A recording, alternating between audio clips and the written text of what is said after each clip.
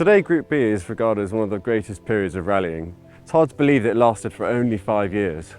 The whole thing actually came out of the politics with the FIA, with Jean-Marie Balest really believing that Group 4 rallying had become inappropriate for a top level of rally motorsport. The whole idea of Group B was manufacturers had to produce at least 200 examples and they had to have 2 seats. Everything else was up to the manufacturer. The whole thing was an idea of the FIA to bring in more top-line manufacturers into the sport.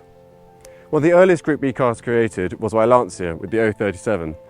It's a complete departure from what they'd done previously with the Stratos. Using a Beta Monte Carlo monocoque, but with completely new subframes, they created one of the most gorgeous rallying cars of the era.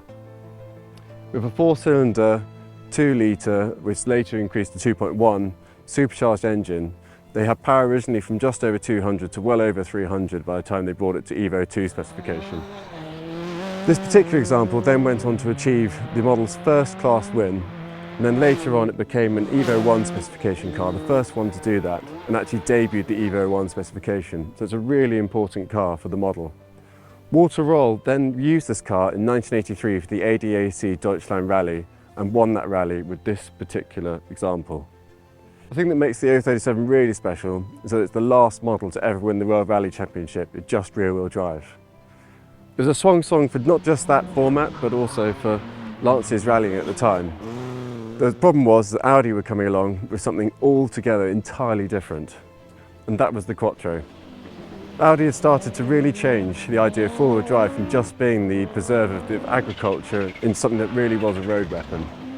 Quattro first appeared with the 80 and the Ura Quattros, the longer wheelbase cars, but it's really when they got into the shorter wheelbase cars that they became something that was truly legendary, the Sport Quattro.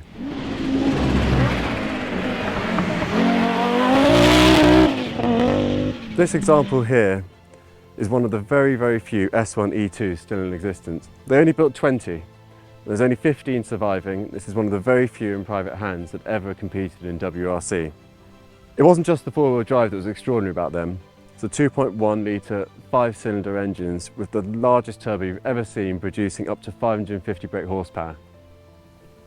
This example was rallied by Hannu Mikkola at the RAC Rally in 1985. He was actually leading the rally in this car until he had engine problems. That was the only rally it ever competed in. Then went into private hands after the factory.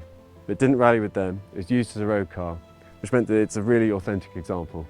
Lancia were always playing catch-up with Audi. They spent years trying to develop something that would really succeed the 037. But it was only with the Delta S4 that they really achieved something that went far beyond what Audi were doing.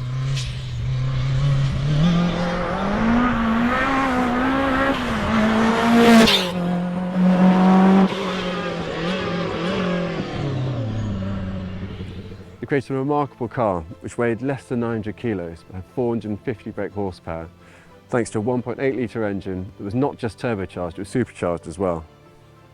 Rallying had never seen a car like it. It's never seen a car like it since. This example is one of the greatest S4s in existence. It was only driven on one WRC rally, and that was the 1986 Monte Carlo rally with Henri Toivonen and Sergio Cresto. We didn't know it at the time, but it actually ended up being Toivonen's last victory in WRC. He started the rally and had a huge lead before actually encountering a passerby in their Ford Granada. With a little contretemps with that, they ended up repairing the car on the side of the road, and he lost a huge amount of time and then drove like an absolute madman in order to win the rally. It's probably one of the most famous victories of the entire Group B era, and it was in this car.